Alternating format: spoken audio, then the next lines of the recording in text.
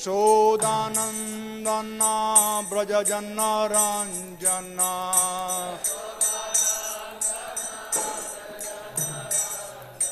यशोदानन्दना व्रजजनरञ्जना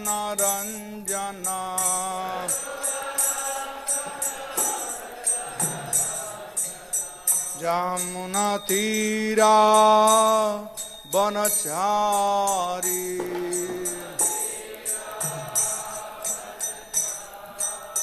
यमुनातीरा वनचारी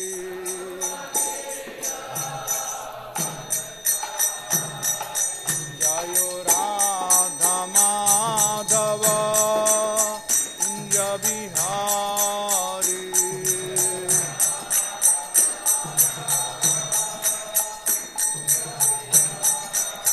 जयो राधा माधव कुंज बिहारी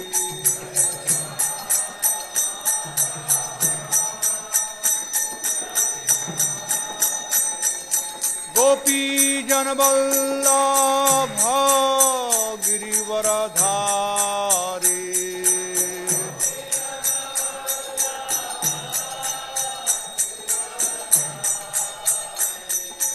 गोपी जन वल्लभ गिरिवरधारी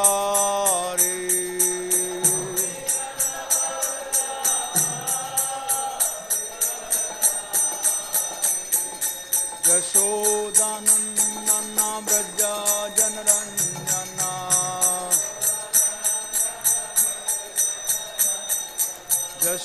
यशोदानन्दना व्रजजनरञ्जना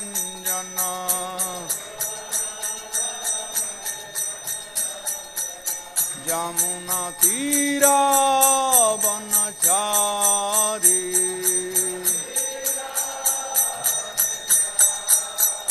जय राधा माधव कुंज बिहारी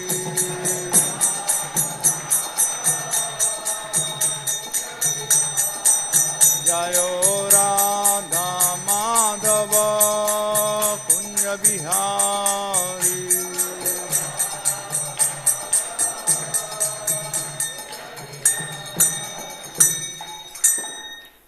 जय ओम विष्णुपाद ब्रह्म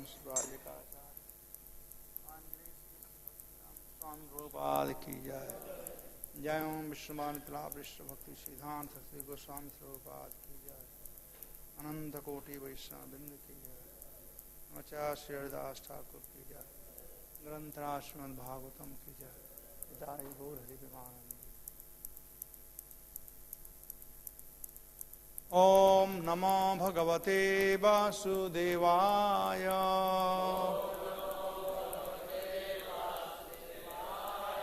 ओम नमो भगवते वासुदेवाय।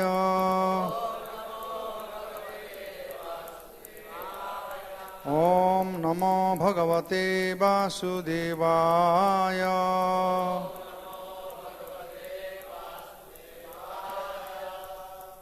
तो आज हम लोग सुनेंगे भागवत महापुराण चौथा स्कंद अध्याय 25 राजा पुरंजन के गुणों का वर्णन नामक अध्याय से श्लोक संख्या 19। और आज श्रीवास पंडित का भी आविर्भाव तिथि है। श्रीपाद श्रीधर महाराज का तिरुभाव तिथि है। तो इन वैष्णवों के विषय में थोड़ा चर्चा करेंगे। नाना अरण्य उनो भगवत वास्ते हुआ नहीं हुआ ना, भूल गया ना, हो गया। मृगः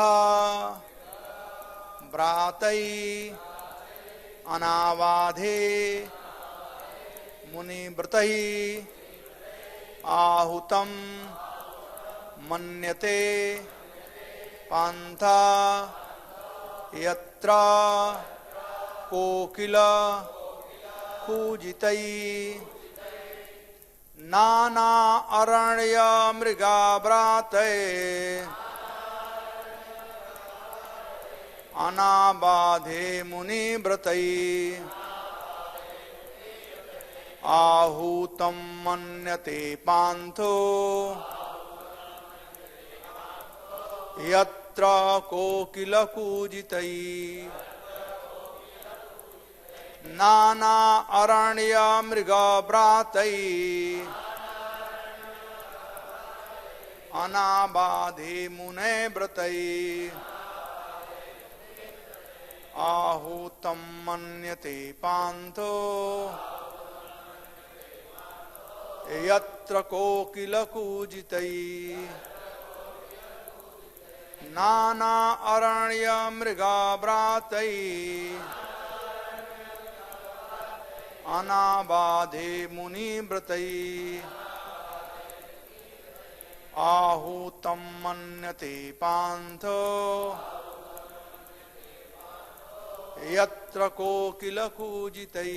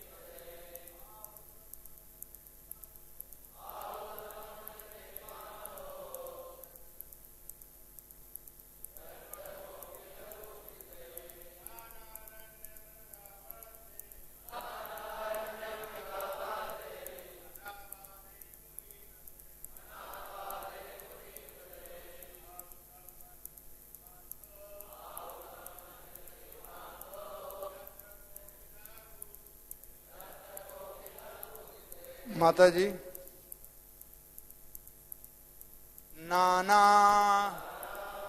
विभिन्न अरण्य वन मृग पशु व्रातई समूहों से अनाबाधे अहिंसा के मामले में मुनिव्रतई मुनियों के तुल्य आहूतम मानो बुलाए जा रहे हों मन्यते सोचता है पान्थः पथिक यत्र अत्यंत परिश्रम से धन कमाता है किंतु उसकी पत्नी तथा बच्चों द्वारा उसका धन उसी प्रकार हथिया लिया जाता है जिस प्रकार जंगल के रास्ते से जाने वाले व्यक्ति को चोर तथा लुटेरे लूट लेते हैं।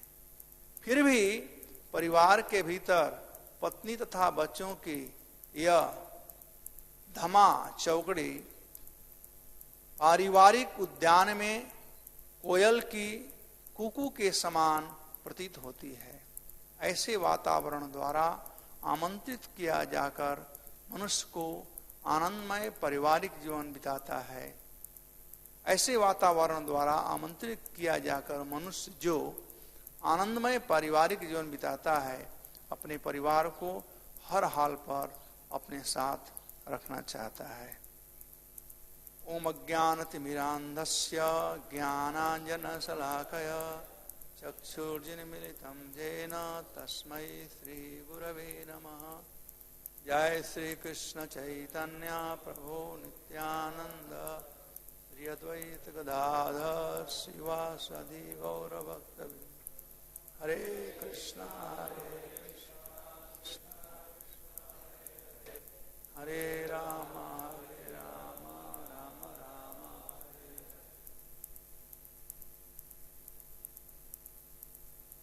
हरे कृष्णा। तो पुरंजन का उपाख्यान शुरू हो रहा है इस अध्याय से। अध्याय 25 से अध्याय 29 के बीच में 5 अध्यायों में पुरंजन के उपाख्यान का वर्णन नारद मुनि महाराज प्राचीन बरिषद से किए हैं। इसके पूर्व में हम लोग सुन चुके हैं कि किस प्रकार से महाराज प्राचीन बरिषद के जितने पुत्र थे वे भक्त बन गए। भगवान शिव के द्वारा प्रदत्त जो प्रार्थनाएं थी उन प्रार्थनाओं के द्वारा नारद जी ने दिया था, उससे वे लोग स्तुति कर रहे थे और इस प्रकार से वे शुद्ध हुए। ऐसे इनके पुत्रों का नाम था।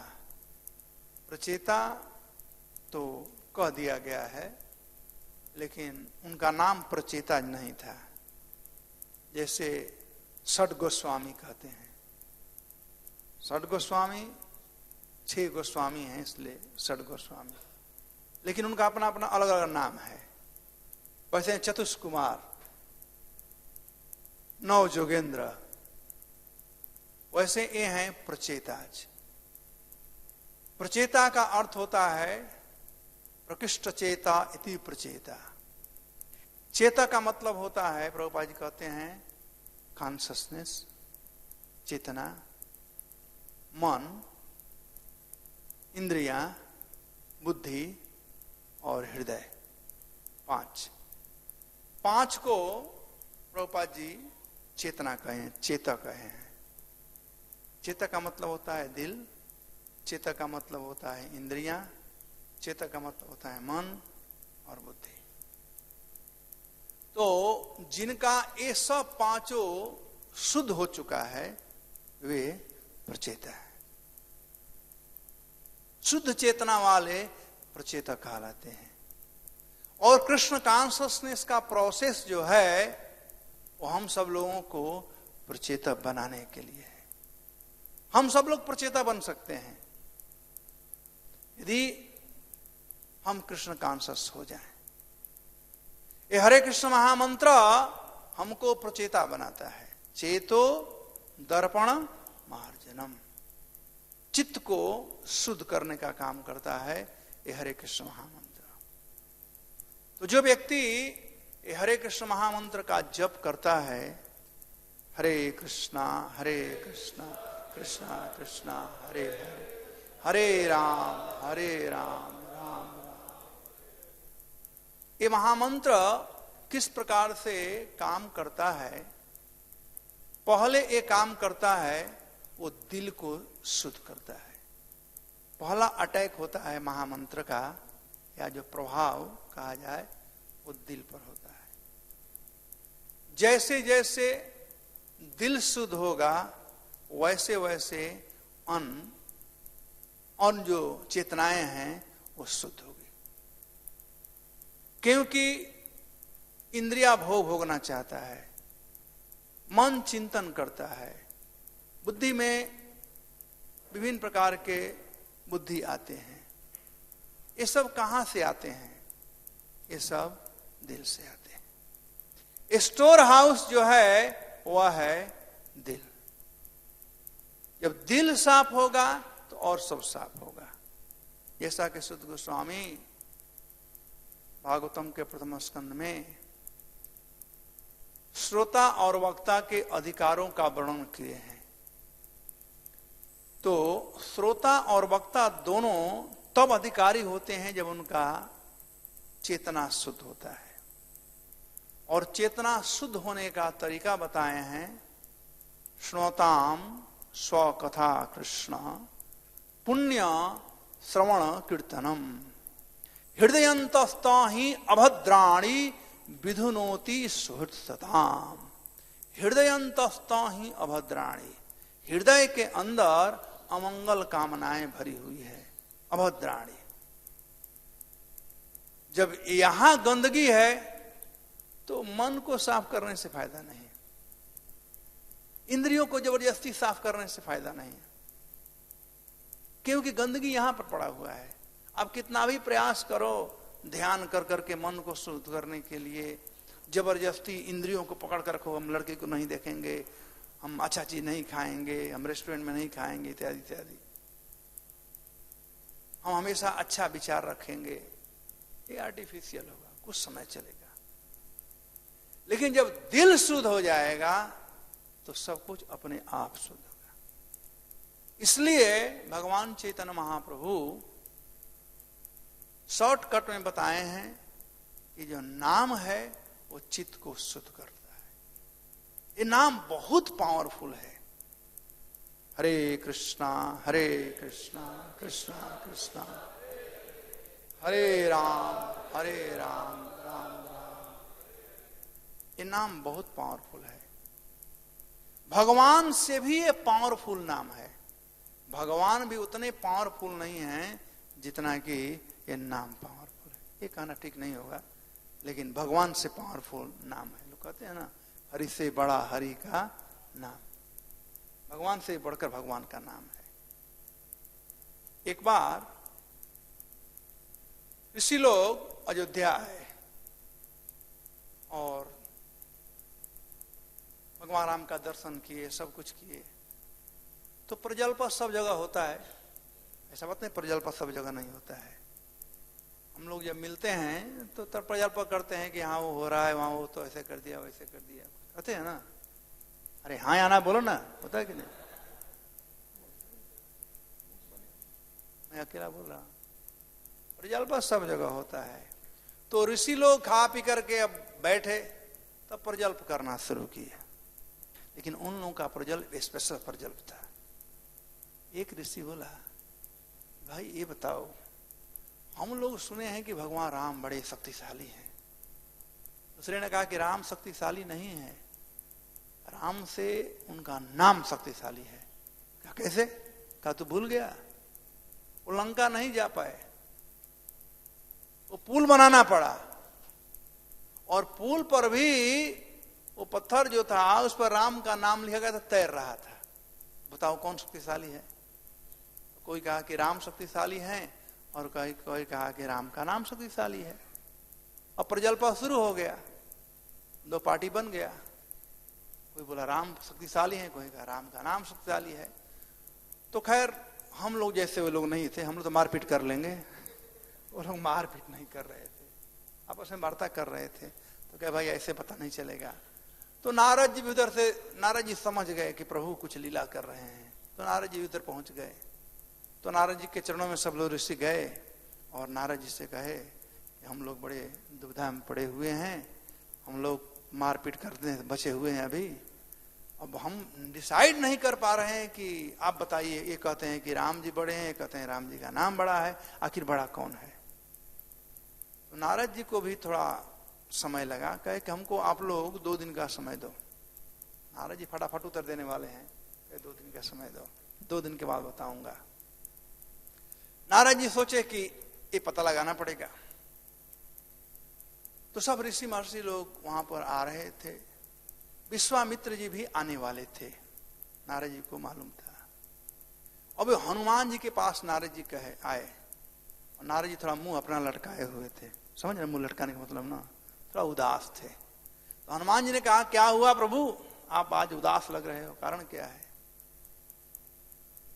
तब नारद जी पूरा वृतांत सुनाए। तो हनुमान जी ने कहा कि समस्या तो बड़ा जटिल है, ये पता कैसे चलेगा कि कौन बड़ा है, राम जी बड़े हैं कि राम जी का नाम बड़ा है? तो हनुमान जी ने कहा आपके पास सब समस्याओं का समाधान है, आप इसके लिए चिंता में क्यों पड़े, बताइए क्या करना है, हम भी आपका सहयोग करेंगे। तो नारद जी ने कहा कि आप ही एक है जो समस्या का समाधान है। कहा वो कैसे? कहा देखिए अभी विश्वामित्र जी आने वाले हैं, आपको कुछ ऐसा उटपटांग काम करना है, ऐसा उटपटांग विश्वामित्र जी को खूब गुस्सा आ जाए और भगवान राम को आदेश दे कि हनुमान को मार डालो। ऐसा कुछ उटपटांग काम करना है। अब क्या करना है आपको देखना है। हनुमान जी समझ गए कि नारद जी क्या कहना चाहते हैं। अब विश्वामित्र जी आए, हनुमान जी कुछ उटपटांग काम किया, मत पूछना क्या काम किए, ठीक है ना। कुछ ऐसा उटपटांग काम किए कि विश्वामित्र जी को खूब गुस्सा हुआ और राम को आदेश दिया कि तुम कैसे राजा हो, तुम्हारे राज में इस प्रकार से ऋषियों का स्वागत हो रहा है, वो तुम्हारा परम सेवक, इसको तुरंत मृत्यु दंड दो। विश्वामित्र जी का आदेश था। भगवान राम राजा हैं, भगवान राम राजधर्म को पालन करने के लिए बड़े बड़े कठिनाइयों से को पार किए हैं। जगत जननी सीता को भी त्याग दिए उस दुविया कहने के चलते, लक्ष्मण जी को भी मृत्यु दंड दिए। हनुमान जी जो उनके लिए क्या नहीं किए थे हनुमान जी। भगवान राम ने वरदान दिया था हनुमान जी को कि आप सदैव हमारे साथ रहेंगे। उन हनुमान जी को आज मृत्यु दंड देना था। तो मृत्यु दंड निर्धारित किया गया था कि हनुमान जी खड़ा रहेंगे और राम जी को बाण से मारना है। तो हनुमान जी खड़ा थे। समय जब आया दूसरे दिन, यह बात सुन करके भगवान राम अपने बाण से हनुमान जी को मारने जा रहे हैं, तो स्वाभाविक है कि सब लोग आएंगे देखने के भाई क्या हो कैसे। सब लोग मंत्र जप कर रहे हैं कि ऐसा नहीं होना चाहिए। सब ऋषि महर्षि लोग आए हुए हैं, विश्वामित्र जी बैठे हैं, नारद जी बैठे हैं। अब भगवान राम पहला जब बाण मारे तो बाण हनुमान जी तक गया, लेकिन हनुमान जी के चरणों में जाकर झुककर प्रणाम कर दिया। दूसरा बाण मारे तो लेफ्ट साइड चला गया, तीसरा बाण मारे राइट साइड चला गया।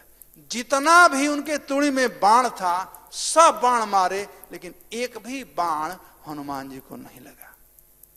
भगवान राम का बाण अमोघ बाण है, कहीं चूक नहीं सकता है। सब लोग आश्चर्य में थे। विश्वामित्र जी का पारा और चढ़ रहा था और गुस्सा हो रहे थे। नारद जी सोचे कि अब समय आ गया है। तो नारद जी विश्वामित्र जी के चरणों में जाकर के प्रणाम कहे, एक ऋषिवर हनुमान बच्चा है, गलती कर दिया। अरे आप तो अपना गुस्सा दिखा दिए। आपने दिखा दिया कि साधुओं को या सन्यासियों को या ऋषियों को अपमान नहीं करना चाहिए, नहीं तो अपमान का परिणाम क्या होता है। One should not blaspheme the devotee।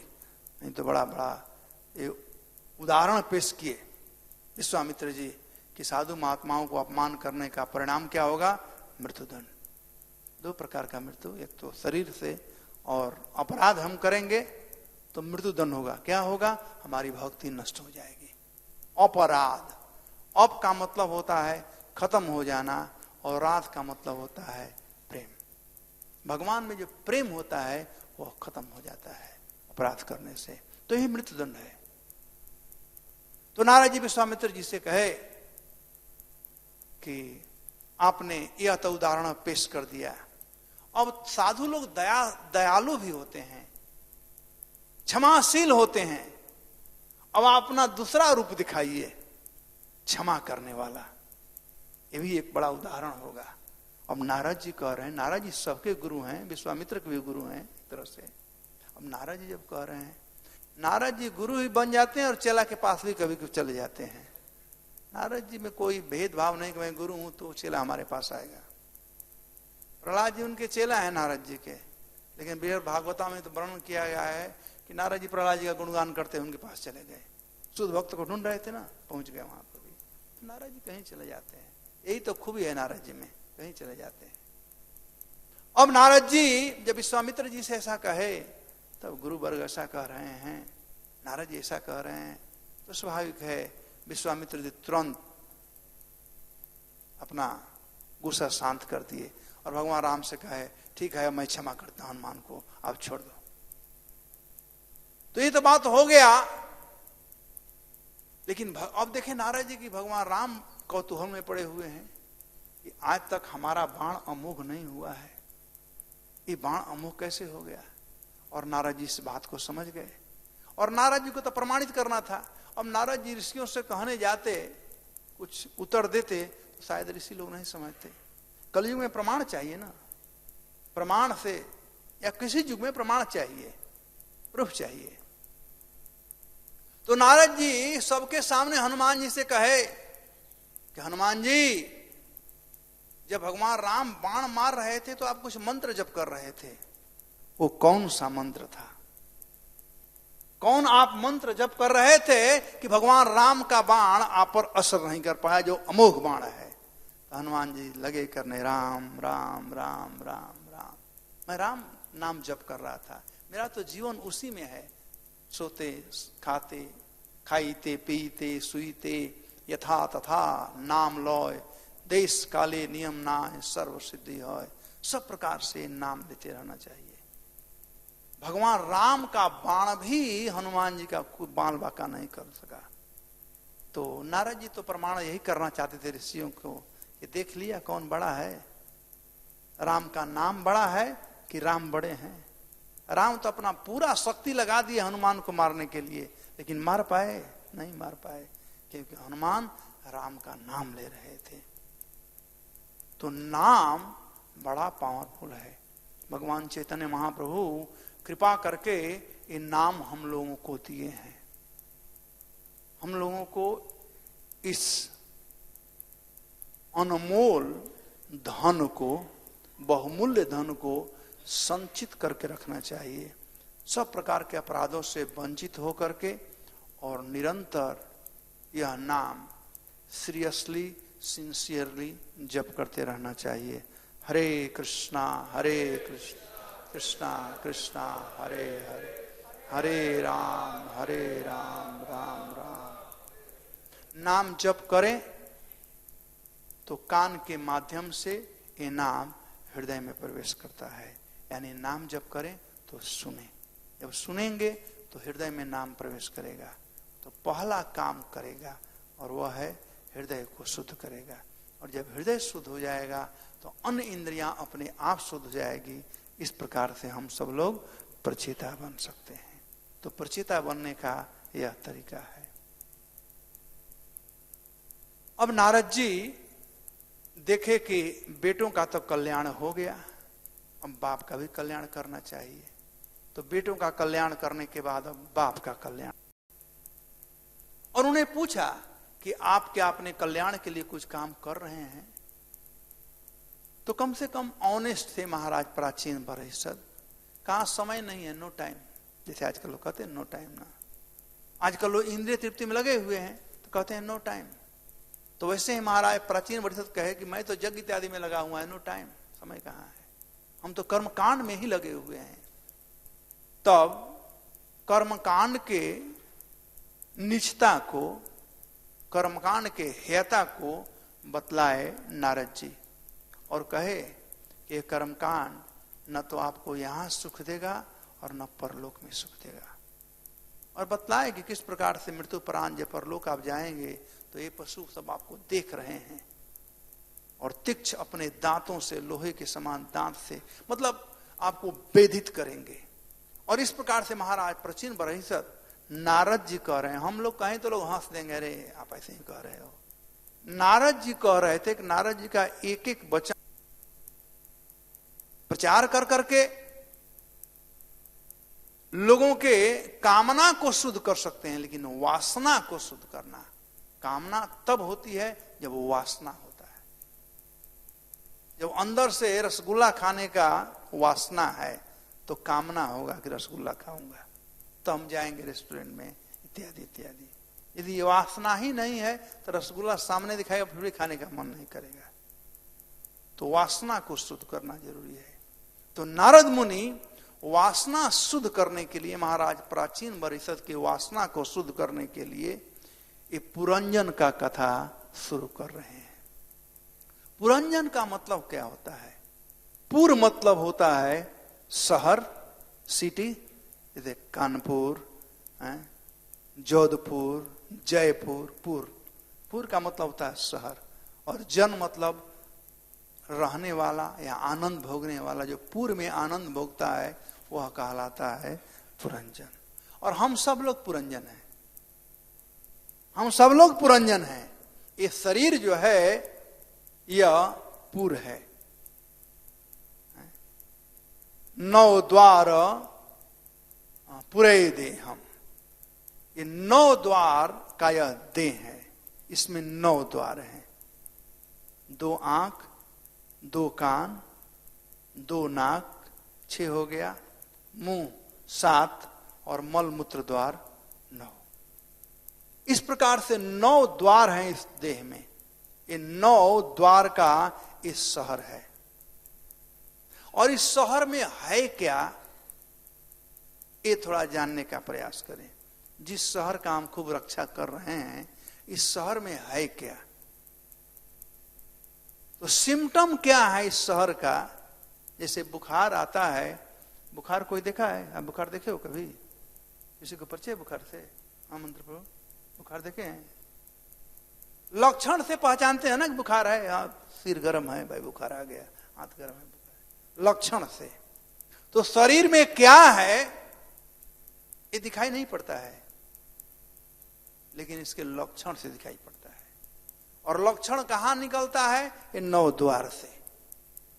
आप लोग कल्पना करो 9 द्वार से क्या निकलता है। बता दूं क्या निकलता है? मुंह से क्या निकलता है? कृष्ण प्रिय प्रभु, गाली निकलता है, थूक निकलता है। नाक से क्या निकलता है? जब सर्दी हो जाए तब देसी डालडा घी निकलता है। आंख से क्या निकलता है? कीचड़ निकलता है। कान से, और मल मूत्र तो डेली चलने वाला है, नीचे का द्वार तो सब जानते हैं। तो ये 9 द्वार से सब गंदा चीज निकलता है। इसलिए शरीर क्या है? गंदगी का थैला है। प्रभुपाद जी वो कहानी बताते हैं, लिक्विड ब्यूटी वाला, जानते हो कहानी ना? यहां तक ये कपड़ा भी है, यदि दुकानदार के दुकान पर है, कितना भी धूल गर्दा उस पर पड़े फिर भी वो नया रहता है। लेकिन आप एक दिन उसको पहन लो अपने शरीर पर, तो कहें छाड़ी हो गया, इसको धो करके लाओ, ये कहेंगे ना। गंदगी कुछ नहीं है, लेकिन पहन लिए ना बस। तो इसे कंटामिनेशन इतना फास्ट बढ़ता है कि स्पर्श होने से। तो हम सब लोग पुरंजन हैं और उसी पुरंजन का वर्णन कर रहे हैं जो इसके पूर्ववर्ती श्लोकों में वर्णन किया गया है कि स एकदा हिमवतो दक्षिणेषु अथ सानुषः ददर्श 9 भी द्वार भी पुरलक्षित लक्षणाम। एक बार इस प्रकार से विचरण करते हुए वह पुरंजन, उसने हिमालय पर्वत के दक्षिण में भारतवर्ष नामक देश में एक नगर देखा। भारतवर्ष नामक देश में, तो ये बात सही है, ये ग्लोब जो था पहले भारतवर्ष ही कहलाता था। भारतवर्ष नामक देश में एक नगर देखा। एक नगर, देह जो है एक नगर है, जिसके चारों ओर 9 दरवाजे थे, जिसका मैंने अभी वर्णन किया। और जो समस्त सुलक्षणों से युक्त था, यहां पर सुलक्षण कहा गया है, ये कुलक्षण है वास्तव में, लेकिन यहां पर नारद जी समझा रहे हैं। कुलक्षण कहते थे वो नहीं होता, पॉजिटिव कहना है ना, तो सुलक्षण कहें। बाद में इसका उपाख्यान दिए हैं। अब उस नगर का वर्णन किया गया है।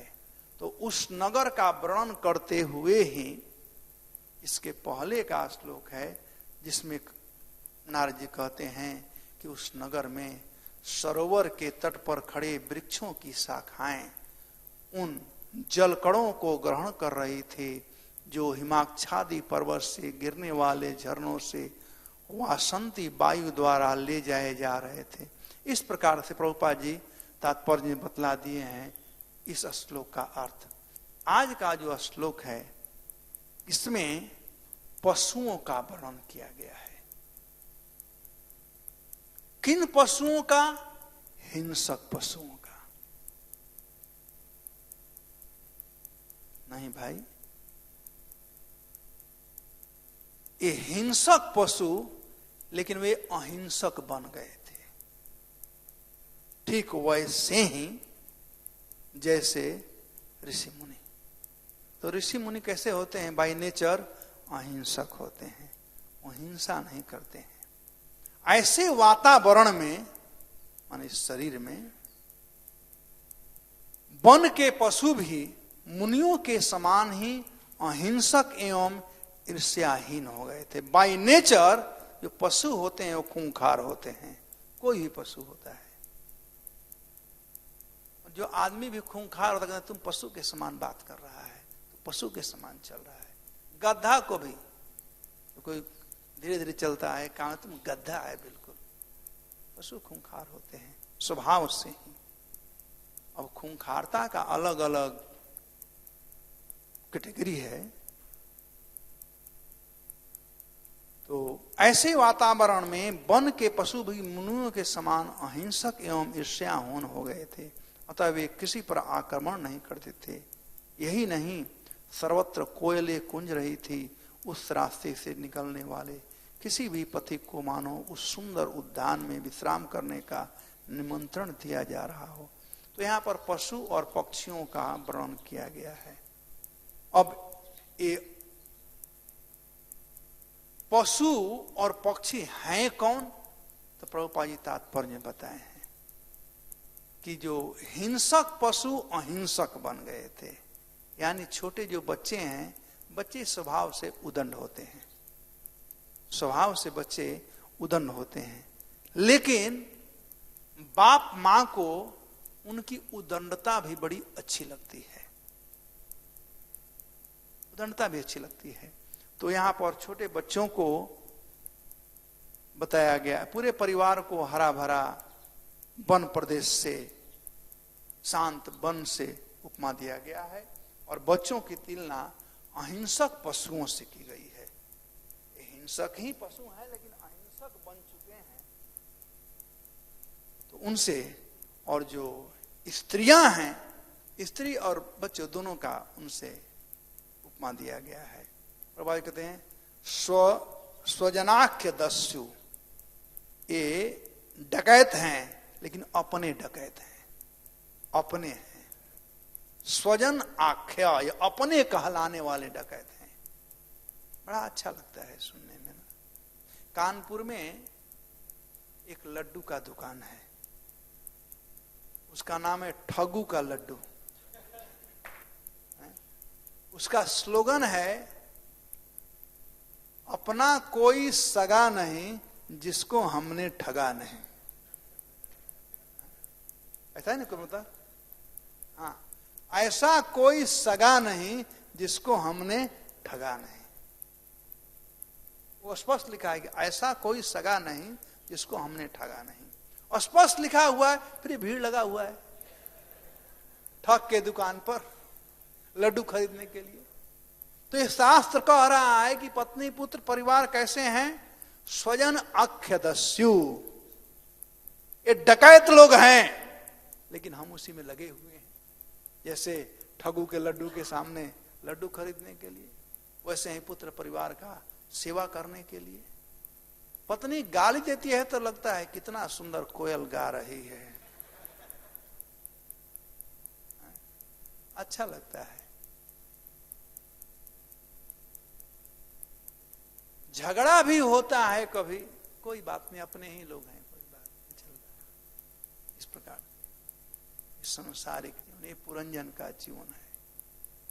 तो हम लोग लूटे जा रहे हैं, और क्या हमारी संपत्ति है जिसको ये लोग लूट रहे हैं?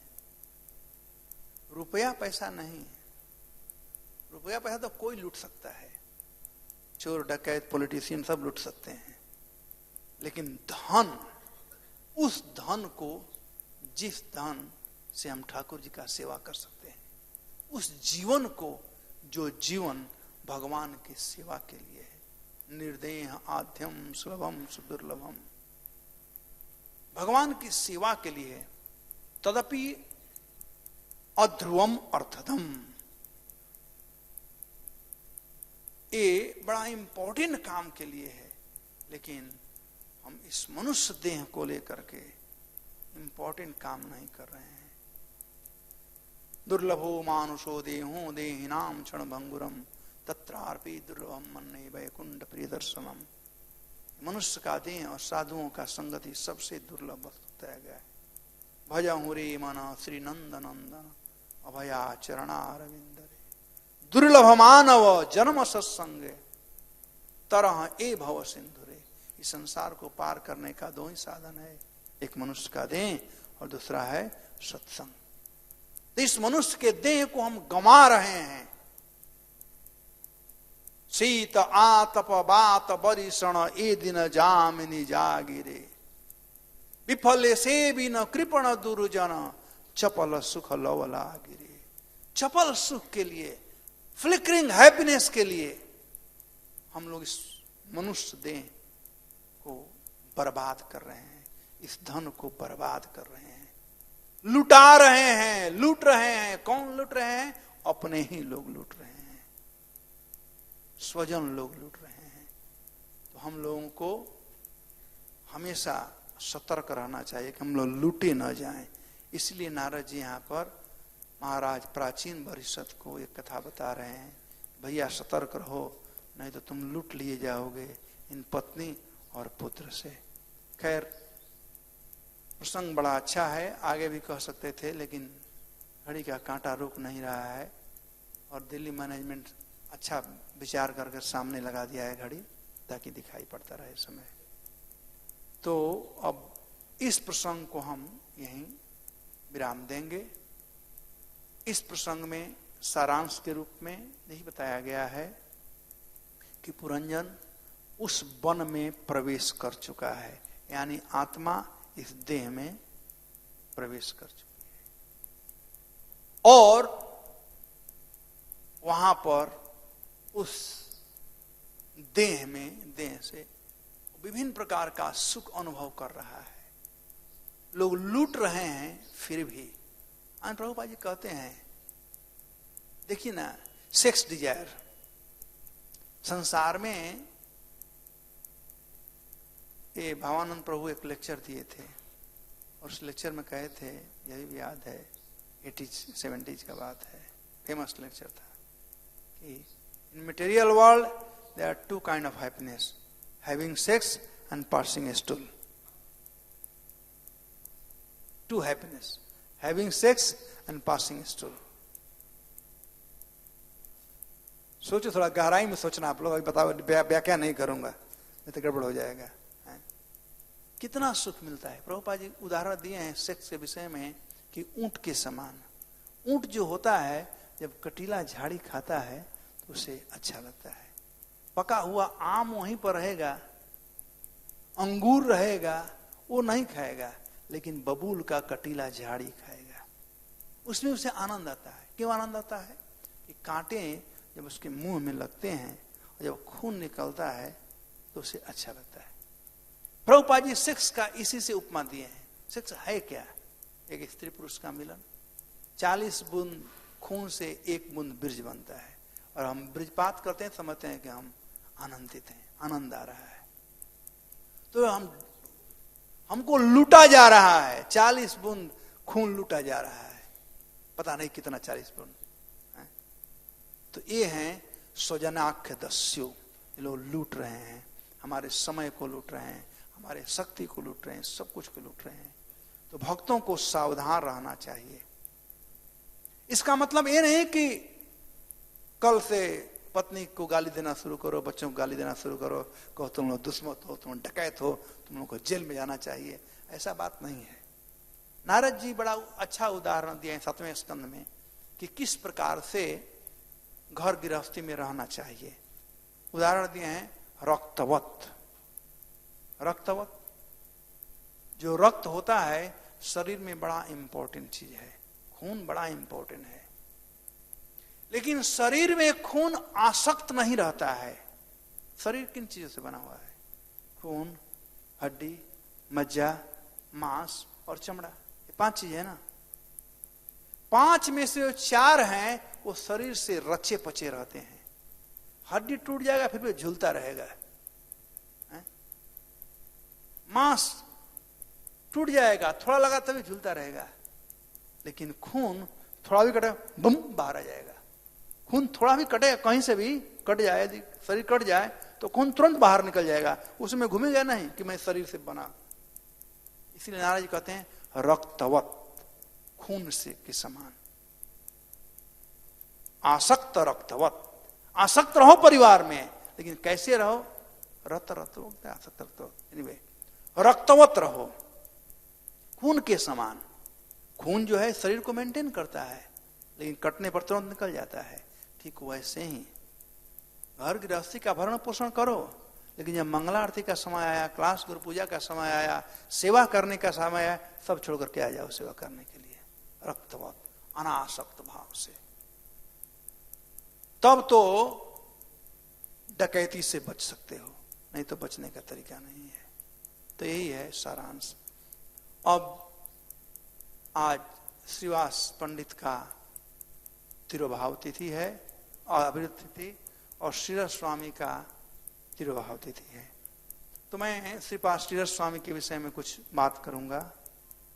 महामंत्र बता सकते हैं, हम लोग बॉम्बे वाले हैं, बॉम्बे में श्रीरस स्वामी से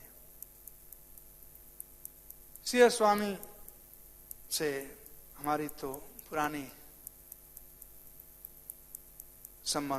संबंध है, 78 से ही हम लोग साथ में कुश्ती किए। श्रीरस स्वामी जौली स्वामी के नाम से जाने जाते थे। सन्यासी थे, लेकिन वो ज्यादा प्रैक्टिकल थे। प्रैक्टिकल का मतलब होता है, हाँ, Rompad can also tell Shriras Swami, he also worked under him. Shriras Swami and Rompad, they started Bhishma department, so he worked with him. ठीक है ना? सो रहे थे ना? हाँ, इसीलिए हुआ। सोओगे तो गिरोगे। आनंद में सोना नहीं चाहिए। तो श्रीरस स्वामी प्रैक्टिकल सन्यासी थे। ये नहीं कि सन्यास ले लिया तो लोग क्या कहेंगे, हमारे विषय में क्या सोचेंगे, वो नहीं सोचते थे भाई कि हमारे विषय में क्या सोचेंगे लोग। जिसको जो सोचना है वो आनंद में रहते थे। साथ में हम लोग ब्रह्मचारी आश्रम, अभी तो सेकेंड फेज बन गया, पहले तो बिल्डिंग था। तो ब्रह्मचारी आश्रम में कितना रूम था? 1 2 3 4 8 रूम था टॉप फ्लोर पर। 8 रूम में जो बड़ा रूम था और नीचे भी 4 रूम था। एक रूम में श्रीरस स्वामी थे, एक रूम में गिरिराज स्वामी थे, एक रूम में मैं था और एक और भक्त, एक रूम में हरिदास प्रभु और कुछ और भक्त लोग थे। और सेकेंड फ्लोर पर श्रीरस स्वामी जाते थे। एक बड़ा रूम था और उसको हम लोग रेसलिंग रूम बनाए थे। हम लोग कुश्ती करते थे और सब यंग बच्चे थे, हम लोग जवान थे। हालांकि फ्लोर था, कंक्रीट फ्लोर था। कुश्ती होता तो मिट्टी होना चाहिए ना, सॉफ्ट होना चाहिए, लेकिन हम लोग फ्लोर बने कुश्ती करते थे। और पहले बेड तो था नहीं ब्रह्मचारी आश्रम में, ऐसे भी चटाई था, उठते थे, चटाई मोड़ करके साइड में उठते थे, पोछा मार लेते थे, फिर रूम खाली है, जो करना है करो, रेसलिंग करना है, जो करना है करो। तो श्रीरस स्वामी वो भी करते थे। हम लोग साथ में समुद्र में स्नान करने जाते थे। सही महाराज में कोई ये भेद नहीं था कि मैं सन्यासी हूं। साथ में खाते थे, बैठ करके खिलाते थे, खाते थे और मारपीट भी कर लेते साथ में, कोई तकलीफ नहीं था। मुझे याद है एक बार हमारे एक कह दूं, महामंत्र कह दूं, सिद्धार्थ महाराज कथा है। सिद्धार्थ महाराज अभी है ना उधर। तो एक बार वो हेड पुजारी थे जुहू में, उससे पहले कहानी बता रहा।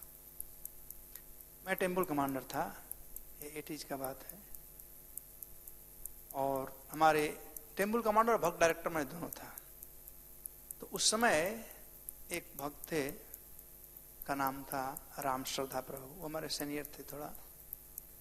तो जर्मनी से आए थे और उनको मैं ब्रह्मचारी आश्रम में रखा था, सॉरी भक्त आश्रम में, साथ में हम लोग थे। तो गोपाल कृष्ण महाराज ने उनको कहा कि तो मैं तो हिंदी वाला था, अपना यूपी बिहार में तो हिंदी चलता है ना, अंग्रेजी कम चलता है। तो अंग्रेजी वाला, और उन समय बहुत अंग्रेजी भक्त लोग थे, और कुछ नए भक्त लोग बने हुए थे, भक्त हीरा पंचमी तत्व, दो तीन भक्त लोग बने हुए थे, नए नए अंग्रेजी भक्त लोग। तो उन लोगों को ट्रेनिंग देना चाहिए। तो मेरा तो हिंदी था और कुछ लड़कियां भी थी, तो उनको असिस्टेंट भक्त डायरेक्टर बना दिया गया, अंग्रेजी भाषा वाले। तो वो हमसे सीनियर थे, तो हमेशा दादागिरी हम पर किया करते थे, हमारा बात नहीं सुनते थे। तो हम तो ठीक है, दोनों आदमी को भक्त डायरेक्टर थे, लेकिन मैं टेम्पल कमांडर था, फुल पावर अपने पास था टेम्पल कमांडर का। तो उस रूप में मैं उनसे बड़ा था। तो जब भी मैं कुछ कहता था तो हमको डांट देते थे। तो एक बार मैं श्रीधर स्वामी से ऐसे ही कह दिया, मुझे अभी वो जगह याद है कि आजकल यदि आप लोग जाओगे तो जुहू मंदिर में एक जगह है जहाँ पुलिस वालों को सोने के लिए जगह बना दिया गया है, रात को सोते हैं पुलिस वाले। वहीं बगल में वो मशीन है, और बाहर जब मंदिर इंटर करोगे से पहले जब गेस्ट हाउस तरफ आओगे तो थोड़ा 2 सीढ़ियां हैं, चढ़ना पड़ता है। वहीं पर शाम को 5-6 बज रहा होगा, राम श्रद्धा प्रभु आए और इधर से श्रीधर स्वामी और हम आ रहे थे। हम लोग घूमते रहते थे, हम लोगों का मैनेजमेंट था घूम करके ज्यादा। श्रीधर स्वामी प्रेसिडेंट थे या जो भी थे, हम लोग घूमते थे। आई थिंक प्रेसिडेंट थे, गिरिराज स्वामी प्रेसिडेंट थे, वाइस प्रेसिडेंट थे, राइट, वाइस प्रेसिडेंट थे। तो हम लोग आ रहे थे तो राम श्रद्धा मिल गए। तो राम श्रद्धा से महाराज कुछ बात करने लगे और महाराज ने कहा कि टेम्पल कमांडर है, तुम इसका बात नहीं सुनते हो, क्यों नहीं सुनते हो? तो कहा कि Maharaj I am senior than him. तो महाराज उसका कॉलर पकड़ लिए कि I am senior than you, do understand? मैं तुमसे सीनियर हूं और I am saying he my representative, he temple commander, you follow him, otherwise get out. मैं कभी नहीं सोचा था कि महाराज ऐसा राम सदा का, मतलब दोस्ती भी था, राम सदा आज भी हमारा दोस्त है, मायापुर में है, दोस्ती हम लोगों का था। तो दैट डे मैं एक सीखा शिक्षा महाराज से, और वह शिक्षा था कि अथॉरिटी को सपोर्ट करो। जो भी अथॉरिटी है, यदि आप प्रेसिडेंट हो तो आपके नीचे जितने अथॉरिटी हैं उनको सपोर्ट करो, उनका मनोबल नहीं गिरना चाहिए। यदि गलती किया भी है तो अकेला मिला करके और उसे समझा लो, एक शिक्षा। दूसरा शिक्षा, मैं बड़ा खूंखार था पहले, अभी भी खूंखार हूं, लेकिन पहले ज्यादा खूंखार था। पुराने लोग जानते हैं, मारपीट करना तो आसान था, अपना झगड़ा करना, ये करना, किसी को पब्लिक इंसल्ट कर देना। तो महाराज एक दूसरा बात बताए थे हमको कि देखो, किसी व्यक्ति को chastise somebody in private and praise somebody in public, ये बात श्रीधर स्वामी हमसे कहे थे कि किसी व्यक्ति को अकेला में डांटो, मारना है मार भी दो अकेला में, पब्लिक मत। लेकिन महाराज फॉलो नहीं करते थे, कहते थे केवल, लेकिन वो कहे थे आज तक, and I try to follow that। ये दूसरा बात उनसे मैं सीखा था। तीसरा बात मैं श्रीधर स्वामी वाला कह रहा, सिद्धार्थ महाराज वाला कह रहा था कि सिद्धार्थ महाराज, सिद्धार्थ ब्रह्मचारी थे उस समय, पुजारी आश्रम में ज्यादा बंगाली भक्त लोग थे, तो इनका जमता नहीं था। तो एक बार कुछ बंगाली भक्त लोग, एक डिवोटी था उसका नाम था ब्रह्मपद, रघुपति, रामरंजन, ब्रह्मपद, ये सब मिल करके और सिद्धार्थ महाराज को खूब मारे। आजकल हम लोग मारपीट नहीं करते हैं, हम सब कमजोर हो गए, डरपोक हो गए। पहले खूब मारपीट करते थे, पहले बात अपराध नहीं, वैष्णव अपराध मुंह से नहीं करते थे, आजकल मुंह से अपराध करते हैं। पहले हम सामने खत्म करते थे, बाद में वंशा कल्पतरुभ्यश्च कृपा सिंधु च पत्ता नाम भावना, मिल लिया, हो गया, खत्म हो गया, खत्म हो गया, बस वही था, ज्यादा नहीं था। आजकल तो बाप रे बाप, हम मारपीट नहीं करेंगे, हम बातें नहीं करेंगे,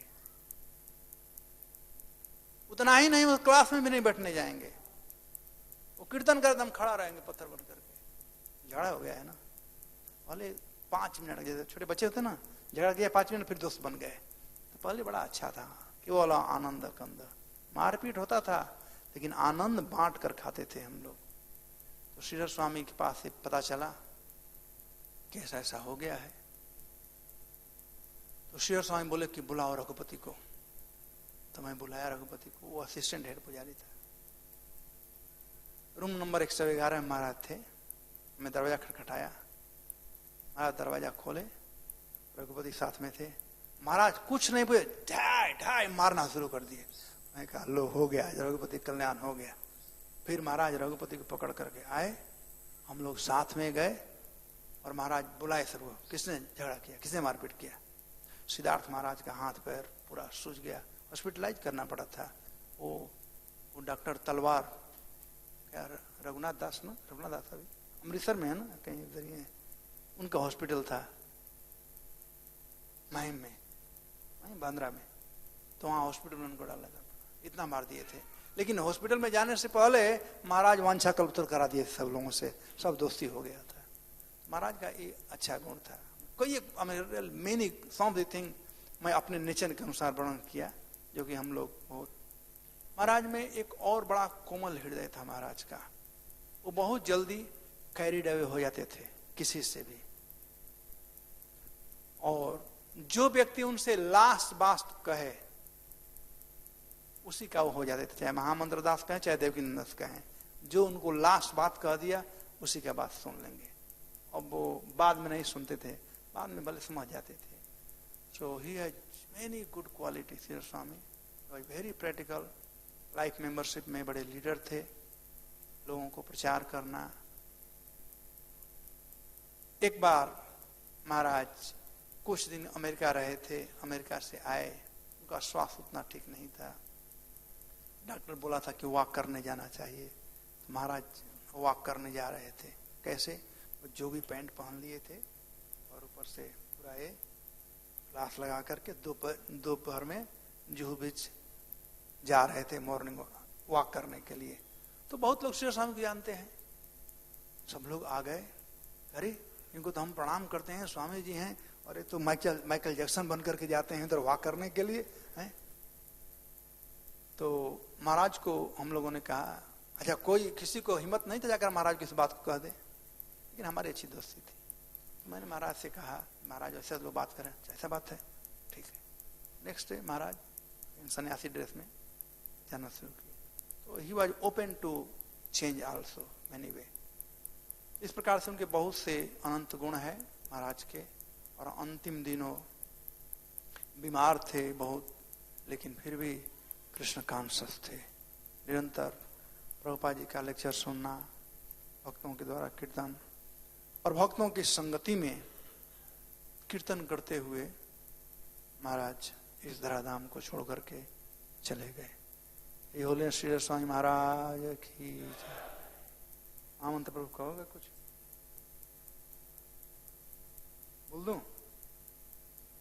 ऐसा है कि आप लोग पढ़ लोगे श्रीवास पंडित का, ये बोलते हैं सीधा स्वामी का। श्रीवास पंडित का किताब में पढ़ा हुआ है, मैं भी तो कुछ ज्यादा नहीं किया, बस आजकल तो इंटरनेट सर्च है ना, वही कर लाया हूँ।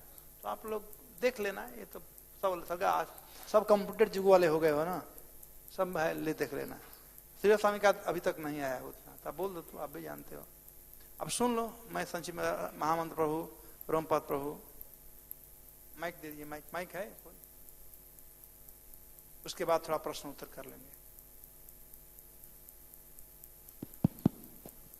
हरे कृष्ण। श्रीधर स्वामी महाराज की। जैसा प्रभु जी बता रहे थे, श्रीधर स्वामी का नाम ही था ज्वाली स्वामी, और जब उनके अंदर उन्हें ये नहीं पता था कि वो सन्यासी हैं, उन्हें कोई बोलता था कि स्वामी जी आप हैं, तब उन्हें हनुमान जी की तरफ भूल जाते थे। तो ये उनका बड़ा दिव्य गुण था। और वास्तव में जो भी व्यक्ति उनसे मिलता था उसे ऐसा लगता था जैसे उनके बड़े पुराने दोस्त हों। ऐसा नहीं है कि किसी एक व्यक्ति से उनकी दोस्ती थी, उनका स्वभाव ही ऐसा था कि जो भी उनसे मिलता था उसे लगता था कि अरे ये तो हमें बड़े पुराने हमारे मित्र हैं। और हरि बोल। कहाँ जा रहे हैं आप लोग? बैठो बैठो। बहुत से लाइफ मेंबर थे। अरे सुन लो, बाथरूम बाद जा सकते हो, ये कभी नहीं मिलेगा बाद में। सुन लो, बैठो। क्या कर्मचारी तुम लोग। एक जितने बड़े सीनियर लाइफ मेंबर थे वहाँ बॉम्बे के, वो श्रीधर महाराज से बड़े प्रभावित रहते थे। क्योंकि जैसे ब्रजरतन मोहता जी थे, वो उनकी पत्नी, हर संडे को वो लोग आते थे, महाराज के साथ बैठते थे। और एक केजरीवाल जी थे, वहीं जुहू में रहते थे, श्रीधर स्वामी के साथ उनकी काफी खींचातानी होती थी। मनमोहन केजरीवाल। मनमोहन केजरीवाल। तो इस तरह से श्रीधर स्वामी का व्यक्तित्व वास्तव में वो ये भी बहुत से लोग होते हैं ना जिनको ये लगता है कि वो अमेरिका में या कनाडा में पैदा हुए हैं, तो यद्यपि उनका शरीर तो विदेश का था, लेकिन उन्हें कभी ऐसा नहीं महसूस हो रहा था कि वो अपने को यहाँ का देसी मानते थे, भारत भूमिवासी मानते थे। और बड़ा प्रसन्नता थी हम लोगों को उनके साथ रहने का मौका मिला। और मैं तो ये कहूंगा कि हमारी जिंदगी में जो कुछ भी मैं हूँ श्रीधर महाराज की वजह से हूँ। मैं एक्चुअली उनसे मिलने की वजह से ही भक्त बन गया, उनकी वजह से ही मैं फुल टाइम डिवोटी बना। उन्होंने इस तरह से प्रेरणा दी, उनका हमने देखा कि हम उनसे मिलने गए तो अपने आसन से उठ करके आके हमारे बगल में बैठ गए, तो हमें ये लगा कि जैसे हम उनको हजारों साल से जानते रहे हों। तो बड़ा आज उन्हें याद करके बड़ी प्रसन्नता हो रही है और हम उनके चरणों में विनती करते हैं, प्रार्थना करते हैं कि उनका ऐसा उदार स्वभाव, कभी किसी के प्रति वैमनस्य नहीं था उनके हृदय में, वो अजात शत्रु थे, उनका हमें लगता है कोई शत्रु भी नहीं था, हर व्यक्ति से उनकी दोस्ती थी। जितने पुराने वैष्णव हैं जो भी बंबई आते हैं जुहू में, श्रीधर महाराज को जरूर याद करते हैं। तो आज इस पावन दिवस पर, जिस दिन वो मायापुर में, श्री धाम मायापुर में उन्होंने शरीर का त्याग किया था, तो इससे भी प्रतीत होता है, क्योंकि बहुत से लोग तैयारी करते हैं धाम में जाएंगे, धाम में जाएंगे, लेकिन जब समय आता है तो कहाँ गायब हो जाते हैं। लेकिन उनका प्रभुपाद जी के प्रति इतना अनुराग था कि वास्तव में सच्ची श्रद्धा तो ये होगी कि मायापुर प्रोजेक्ट के लिए उनकी बड़ी इच्छा थी, तो वो दिन तब माना जाएगा, हम लोगों की सच्ची श्रद्धा उनके चरणों में मानी जाएगी जब हम लोग मायापुर प्रोजेक्ट बनाने में थोड़ी बहुत मदद उनकी कर सके। उनकी अंतिम इच्छा यही थी। कह रहे थे, हम और वेद व्यास प्रभु मिलने गए, बोले हम लोग मिल करके मायापुर मंदिर बनाएंगे। इसीलिए जब मायापुर प्रोजेक्ट की बात चली तो हमने वेद व्यास प्रभु से कहा, हमने कहा आपको याद है आपने श्रीधर महाराज से वादा किया। तो महाराज का एक स्वाभाविक प्रेम था और एक स्पॉन्टेनियस उनके अंदर एक लव था सबके प्रति। कोई भी व्यक्ति मैंने देखा, मैं तो सब पुराने लोगों को जानता हूँ, लेकिन ऐसा कोई नहीं मिला मुझे कभी किसी ने नहीं कहा श्रीधर महाराज से उनकी दुश्मनी रही हो, सबसे उनका स्नेह रहता था। और गुस्सा भी होते थे एक सेकंड के लिए, जैसे राम श्रद्धा को या उन्होंने रघुपति को एक हाथ लगाया, इसका मतलब ये नहीं कि उनकी दुश्मनी हो, दूसरे ही क्षण उनसे दोस्ती हो जाए। तो आज उनके इस तिरुभाव दिवस पर उन्हें याद करके उनके चरणों में विनती करते हैं कि अपने स्वभाव का एक क्षुद्र अंश हम लोगों में भी प्रेषित करें, हम लोग भी वैष्णव के उस सद्गुण को प्राप्त कर सकें। इस होने श्रीधर महाराज की। Romapada, you want to say something? Come on. 2 minute और रुक जाओ, ज्यादा नहीं। श्री स्वामी का अंतिम एक इच्छा था, पंच तत्व का उद्घाटन होना था। हाँ, मैं उस समय जीवीसी मीटिंग के बाद आ रहे थे बैक टू बॉम्बे, तो उनसे मिलने में गया था कि महाराज कुछ बताइए आदेश, क्योंकि हमारा और श्री स्वामी का एक स्पेशल रस था अंतिम दिनों में, जो कि मैं कहना नहीं चाहूंगा। तो मैं गया था, तो महाराज कहे कि मेरी यही इच्छा है कि पंच तत्व का मैं अभिषेक करके तब संसार को छोड़ूं। जाना तो है, मैं जानता हूं, लेकिन पंच तत्व का अभिषेक कर करके।